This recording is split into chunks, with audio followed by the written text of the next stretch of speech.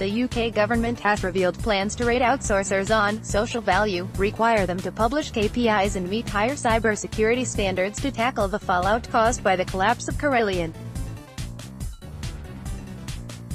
In a speech at the reform think tank in London today, Minister for the Cabinet Office David Lidington announced measures the government hopes will convince the public that contract awards are based on more than just the bottom line.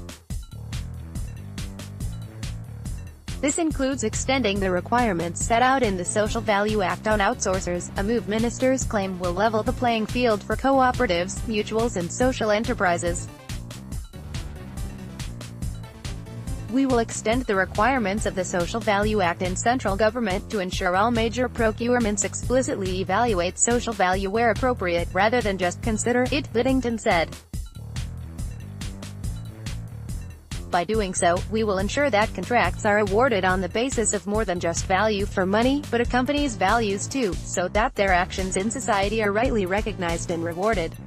The government has been repeatedly criticized for allowing itself to get locked into long-term, high-value contracts with a small number of suppliers. The effects of this became clear when Carillion collapsed, laying bare just how dependent many public services are on a few firms. Lidington's comments indicated that Whitehall was not planning to move more services in-house, emphasizing that the government cannot do everything itself.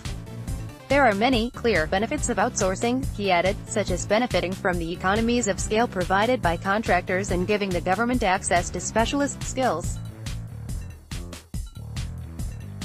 However, he went on to say that the government needed to build a more diverse marketplace of suppliers and that they would need to offer up more information in order to help boost public trust, as well as asking suppliers to publish data and action plans on key social issues, such as on the gender pay gap, representation of minority groups and efforts to tackle modern slavery. They will also be given a number of other rules to play by.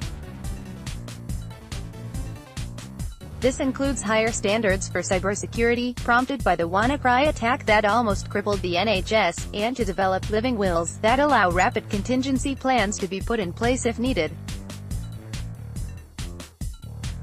Firms providing crucial contracts will also be told to publish data on various KPIs, including response rates, on-time delivery and customer feedback, an idea that has been mooted by the Public Accounts Committee during its inquiry into government outsourcing. In an evidence session last week, Cabinet boss John Lewis said he would be open to it, but suggested the government should do the same. I think, as a taxpayer, I'd want to see the value for money I'm getting for services performed internally by a government department, as well as the value for money I'm getting for outsourced services, he told MPs. Elsewhere in his speech, Lidington added there will be further transparency initiatives aimed at building public trust in the coming months.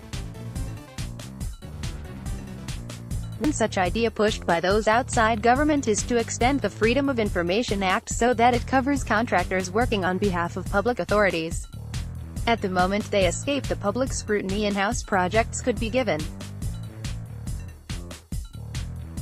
Labour MP for Hammersmith Andy Slaughter is attempting to put this idea into action through a private member's bill, which was introduced to Parliament last year, although these bills rarely become law. Registered sign-sponsored, Minds Mastering Machines, call for papers now open.